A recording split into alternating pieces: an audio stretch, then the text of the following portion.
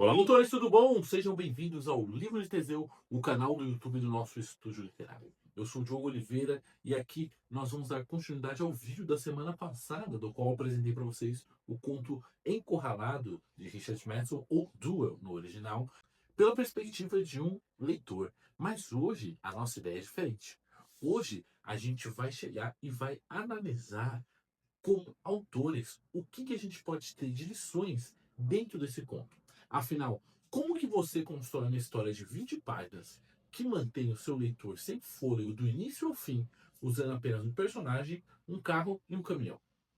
É isso que a gente vai entender dissecando essas técnicas que eu consigo identificar por trás desse conto do Richard Matheson. Então, se você escreve ficção, terror, suspense ou quer aprender mais sobre escrita, essa mecânica narrativa, principalmente o conto, pode ser um manual definitivo para você começar a analisar o livro. Então vem comigo analisar esse minimalismo, essa economia de palavras que podem criar aí o seu impacto monumental. Mas antes, recadinhos importantes. Bienal do Livro de São Paulo está chegando, estarei lá no dia 5 e 7 de setembro. Se você estiver passando por lá, passa no stand da Aberto no dia 7 e no da Fábrica do Livro no dia 5, que eu estarei lá com os meus livros, vendendo eles autografados. Inclusive, se você tem livros ou marca-páginas que quer imprimir, vem com a nossa parceira Fábrica do Livro, que você tem cupons aqui na legenda para ganhar desconto tanto na primeira quanto nas demais compras. Lembrando também que o nosso clube de leitura para autores está de pé. Estamos vendo aí o Herói Fora da Lei nos aproximando da metade do livro, que está sensacional. E temos muitos outros para ler em seguida. E claro, se você não quiser gastar nada, mas continuar acompanhando o material aqui do Estúdio Literário, o nosso grupo do WhatsApp Panteão da Escrita está aberto e disponível para você entrar e pegar as dicas de leitura, escrita e bater um papo com o pessoal também que está muito focado nesses mesmos pontos. Mas deixando tudo isso de lá, vamos voltar aqui ao que interessa. A primeira lição que a gente pode tirar daqui, que eu percebi, é uma economia. Poucos parágrafos e a gente já sabe quem, onde e o que. Man, o nosso personagem principal, é um homem comum, tem família, tem um objetivo claro que é chegar no seu destino. Não tem uma gordura de texto, não tem flashbacks, não tem descrições relevantes, nem irrelevantes. Tudo que é apresentado tem uma função. É quase como você aplicar a arma de Chekhov. Se ele menciona que o menino não trocou as mangueiras do radiador no início, você pode ter certeza que isso lá na frente vai cobrar seu preço. Ou seja, tudo ali é bem estruturado. Pode ser que ele escreveu sem planejar? Pode, mas ao mesmo tempo, uma revisão, ele vai pegar os pontos que ele colocou e saber o que encaixa e o que não encaixa. Então, não tem certo ou errado no planejamento ou no planejamento, só seja sincero e entenda que você consegue pegar pontos da sua história para utilizar ela de forma incrível. E eu gostaria de colocar aqui também um outro ponto, que é o do conflito. O conflito, o motor assim, que gera esse conto. É totalmente externo. O cara faz ultrapassagem no caminhão, mas a pressão interna é grande demais. Existe um minimalismo muito bacana desse conflito, que é o homem, o caminhão e a estrada. Muito escritor que eu já vi, com principalmente material novo, primeiros materiais, eles acham que precisa de tramas extremamente complexas, dezenas de personagens, para criar uma tensão, para criar uma história. E aqui a gente tem a prova justamente o contrário. Se você vai reduzindo as variáveis, isso amplia o foco no conflito que é constante. Há momentos de descanso real, claro, quando ele para na lanchonete, por exemplo, é um deles, mas ele apenas muda a forma de uma perseguição física para uma perseguição psicológica, que ele começa a procurar o caminhoneiro ali no meio da lanchonete que ele parou apenas para olhar. E aqui a gente tem a escalada de tensão também, que o pessoal chama fora de pace. Vamos ver que o Madison ele coloca a agressividade do antagonista aos poucos. Ele já não chega de cara e tenta atropelar o carro de uma vez só. Ele começa incomodando, tipo um joguinho de gato e rato, que escala pouquinho em pouquinho, igual eu falei no começo. Primeiro ele faz um bloqueio, depois ele tenta causar um acidente com outras pessoas, depois uma perseguição em alta velocidade. Cada etapa é como se fosse uma aposta que está sendo dobrada. Como escritor, a gente pode aprender que tensão não pode ser linear. Ela precisa ser ascendente. Linear, que eu digo reta, sim, mas o gráfico tem que ser subindo. Se você começa lá em cima e não tem para onde ir, fica muito difícil. Agora, se você começa no nível 2 e vai subindo, subindo, subindo, subindo, você termina acima do 10, seria onde você queria começar, do outro jeito. Certo? E vamos falar então sobre vilão. Tecnicamente, o motorista do caminhão é o antagonista aqui da história. Só que ele não mostra o rosto.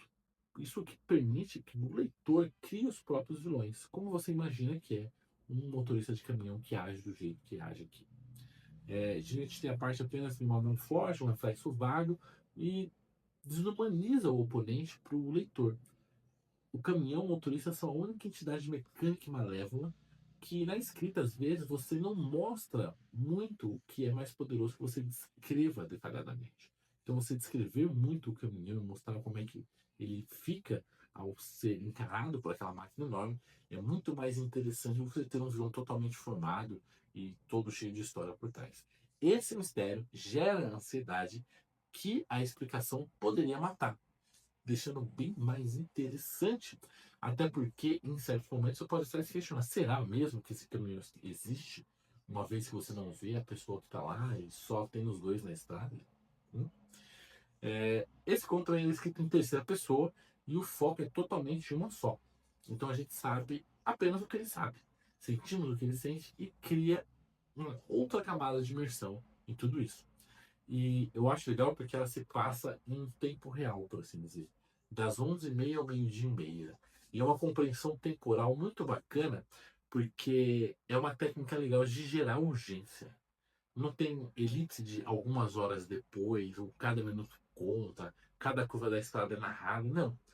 Você mostrar que ali está correndo o tempo e que acabou ali, mantém o leitor muito focado, porque ele sabe que vai acabar naquele momento e que aquele tempo é o suficiente para tudo acontecer. Ele sabe tanto que não pode acontecer coisas demais, tanto que o pouco que acontecer vai ser muito comparado ao trauma final. E vamos falar sobre ambiente também do personagem. A gente, além de tudo, tem um cenário para reforçar esse tema. Um calor excessivo na época do ano, um elemento que coloca pressão no motor do carro e os nervos do nosso protagonista também. Esses detalhes atmosféricos, corretor de eucalipto, cemitério de animais, servem como pontuação emocional, prepara o terreno para uma possível tragédia. A gente, como escritor, tem que perguntar como que esse ambiente pode dificultar uma protagonista, como que ele interage com o protagonista, direta ou indiretamente. Aqui a gente tem uma estrada de duas pistas e uma prisão sem grades. Basicamente porque a gente não tem nada, nenhum sinal de humanidade ao longos e longos quilômetros da estrada. Deixa tudo bem interessante.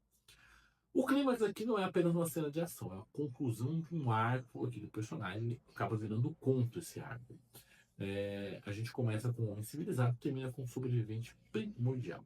Uma linha assim, sobre uma besta ancestral, que a gente chama de fechamento temático, e a civilização foi deixada para trás naquela estrada. É como se o nosso protagonista abrisse mão de tudo que ele acha que é ético humanamente para conseguir se livrar logo do problema que ele tem. A explosão que tem lá no final do caminhão é a conclusão dessa libertação, dessa tensão acumulada.